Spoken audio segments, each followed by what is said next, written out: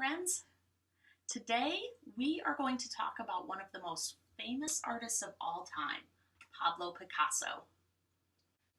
Pablo Picasso was a Spanish artist. He was born in 1881 and he died in 1973. You've probably seen paintings by Pablo Picasso. Picasso had a very distinct style that he created called Cubism. Cubism uses geometric shapes, hard lines, and contrasting colors to create abstract portraits that can sometimes look a little bit strange, silly, or maybe even scary. Picasso's artwork was so different and unique that he became a well-known artist at a fairly young age. Picasso was already famous by the time that he was in his early 20s. Let's take a look at a few of Picasso's paintings. What are some things that you notice about this piece? You can pause the video and discuss with your friends or family, or think about a few observations silently. Here are some things that I notice when I'm looking at this painting. I see a lot of geometric shapes like squares, triangles, rectangles, diamonds, circles. There's even a heart shape right here on the cheek. I notice that this painting has patterns that repeat, starting down in the dress and then up into the chin, the nose, and ending in the forehead. I notice that the eyes seem to be looking in different directions, like Picasso was maybe trying to capture his model from two different angles at one time. This idea is reinforced when I look at the nose because in some ways it looks like I'm seeing the nose as a profile, but then I'm also seeing the nose as if I were looking at the subject face on. Do you think this picture looks realistic? Not really. But can we tell that it's a person? Yes, we can. Though we probably wouldn't recognize the model from looking at the painting. We also probably notice that the colors in the painting are not true to life at all. At first, when we look at Picasso's artwork, we might think that he's using a lot of different colors, but if we look closely at this painting, we really see only about 4 colors in the subject. We see red, blue, yellow, and then different shades of green up in the face. There are a few other highlights here and there, but most of the colors that we see are just the 4 basic colors mixed together, or mixed with white to make a lighter shade. Notice how Picasso has chosen to leave the background just a simple black and purple. If the background were extremely colorful, this painting would have too much happening, and it would be hard to look at. Let's look at a couple more paintings by Picasso. What are some things that you notice when you look at these 2 paintings? You can pause the video if you would like to spend a few minutes making observations. Feel free to make a sketch of one of the paintings or write down what you see. Taking notes helps us to remember. Did you notice how these paintings also use simple geometric shapes and unrealistic colors? Once again, the eyes in this painting appear to be looking off in 2 different directions, and in this painting, they're not really in line on the face, and this eye seems to be up in the forehead. Notice how, once again, we're seeing the nose as a profile and straight on. In this painting, what really stands out for me is the hand, how it looks as if the model started with her hand resting up on her cheek and then moved it down onto her neck as Picasso was drawing her. Picasso has kept his colors simple once again. His drawing and his design seem wild and crazy, and his colors are very bright, but he uses a limited palette. He isn't using every single color that's available, but he's choosing to use a few colors that will complement one another, and he's using them throughout the whole entire painting. Now that we've studied some of Picasso's artwork, let's make some Cubist portraits of our own. Today, I'm going to show you a common technique called blind contour line drawing. Now, this is probably not how Picasso created his artwork, but it is an easy way to make wacky portraits that remind us of paintings in Picasso's Cubist style. If you are working on this project alone, you'll want to grab a mirror so that you can make a self-portrait. That's what I'm going to do today. If you have a friend or a family member close by, invite them to join you. Each drawing only takes a couple of minutes, and you can draw each other at the same time. Fair warning, these portraits are going to look very silly, so please don't feel offended or embarrassed when you see your finished portrait. These are meant to look weird.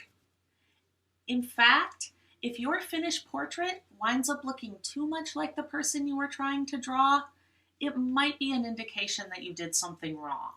So for the first part of this project, you'll need a mirror or a friend.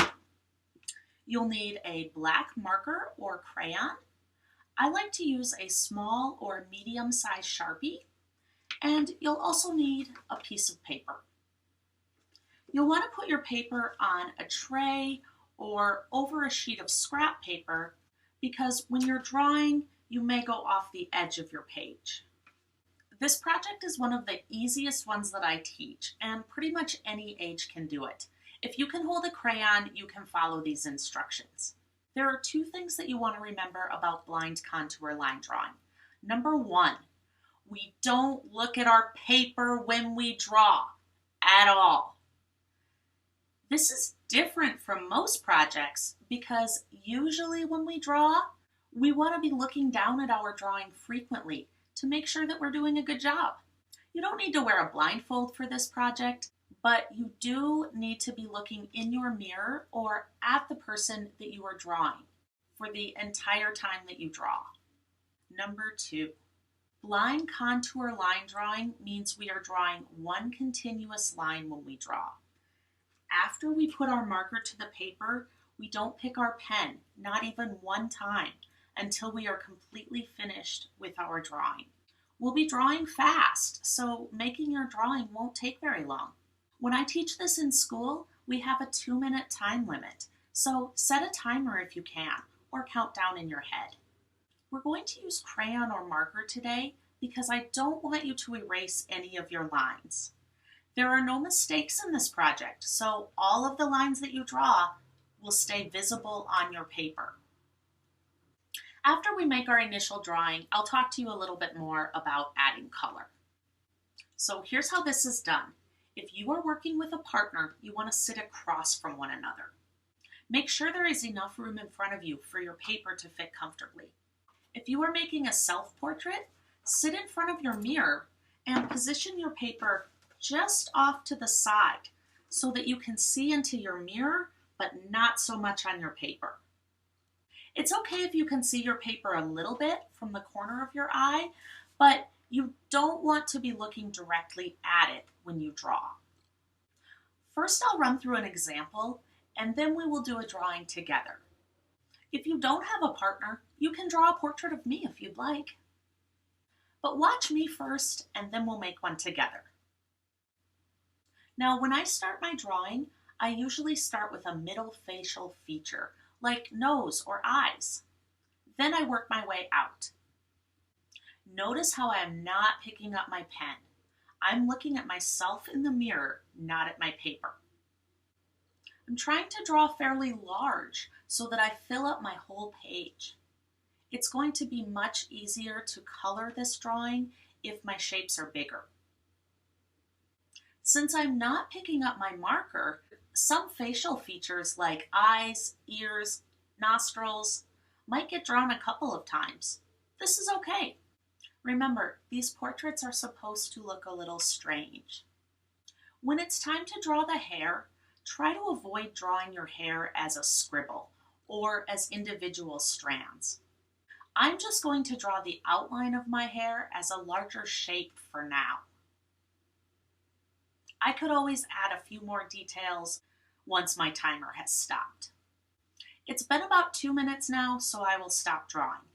Now I can look down at my picture and laugh a little because it looks so silly. And I can think about if there's anything else that I might need to add. I might want to put a neck on my portrait, or I might need to add a bit of detail to one of my eyes. Whatever you do, please don't try to correct your portrait to make it look realistic. Any finishing details that I add right now are just lines that might have been missed the first time around. Okay, now that you've seen how to make a blind contour line drawing, it's your turn to try. Grab a mirror or look at a friend. Try drawing me if you want to. Get a black marker or crayon and a piece of paper. Remember to look into your mirror or at your friend for the entire 2 minutes that you draw. Don't look down at your paper at all. If you finish early, that's okay, but be sure to work quickly and don't pick up your marker. The first time that you try this method of drawing, it will probably feel a little unusual, and you'll look down at your paper or pick up your pen just out of habit. If that happens, just look up again or put your pen down right away and continue drawing. Since these drawings are quick, you can try a few times. Are you ready? On your marks, get set, draw!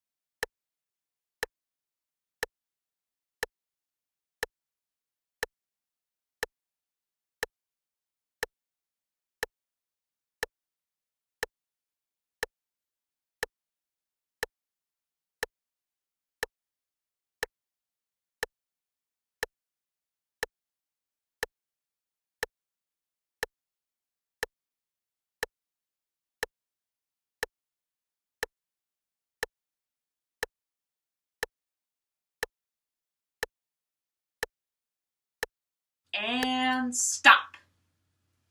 How did it go? Did you keep your marker on the paper and your eyes in the mirror or on your model?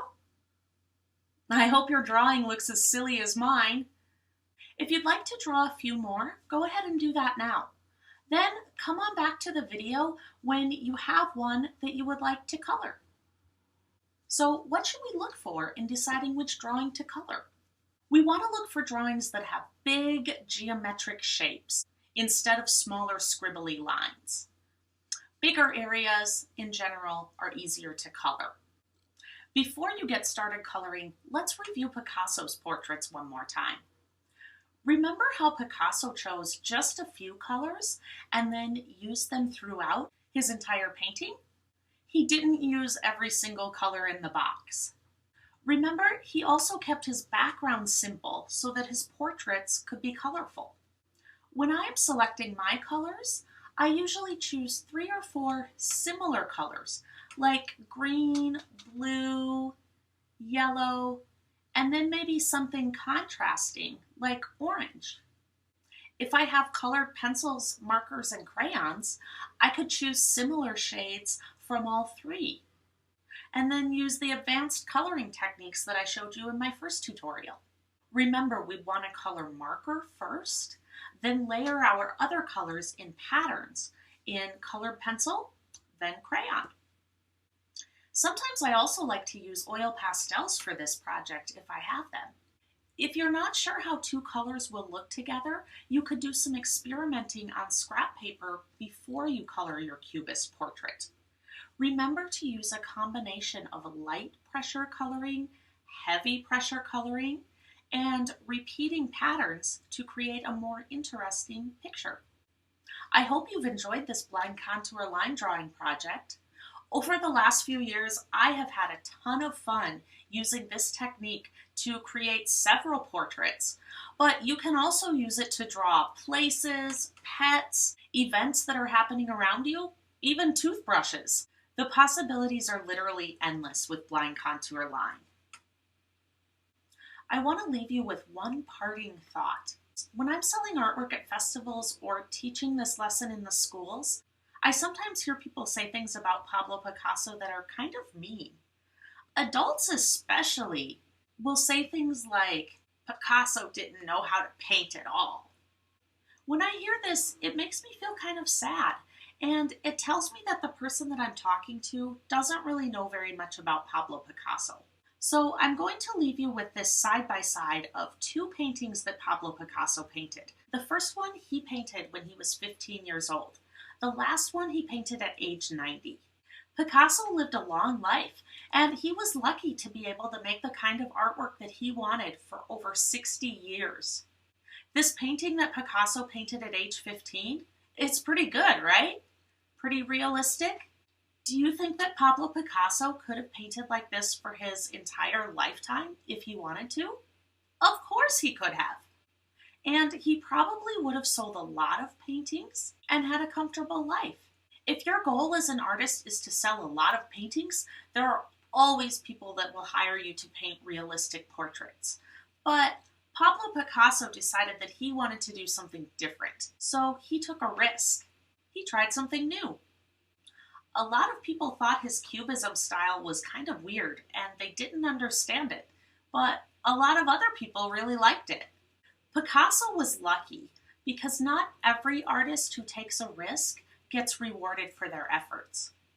Another famous artist, Vincent van Gogh, only sold one painting over his entire life, and he died poor at a young age. Today, Vincent van Gogh's paintings are recognized as being some of the most unique in the world, and his painting Starry Night is one of the most expensive paintings in the world today. But when he was alive, no one wanted to buy his artwork because it was new and different. Sometimes taking a risk pays off in art, but sometimes not. Taking a risk paid off for Pablo Picasso, and that's why we still love looking at and talking about his artwork today. I will include some links to additional information about Pablo Picasso in the video description. Stay tuned for more video lessons, including one about our friend Vincent van Gogh. I hope you enjoyed making your Cubist portrait today. If you had fun with this project, please share it with a friend. And be sure to subscribe to my YouTube channel, Sketching Spot, to catch all of my art tutorials. A special thank you to the North Dakota Council on the Arts for sponsoring this video and for bringing artists and residents like me to schools around North Dakota. If you would like to learn more about the Artist in Residence program, you can visit their website. I'll also put a link to that below. You can also go to my website, sketchingspot.com, for more fun project ideas or to contact me about scheduling an artist residency. Thank you so much for watching. Cheers!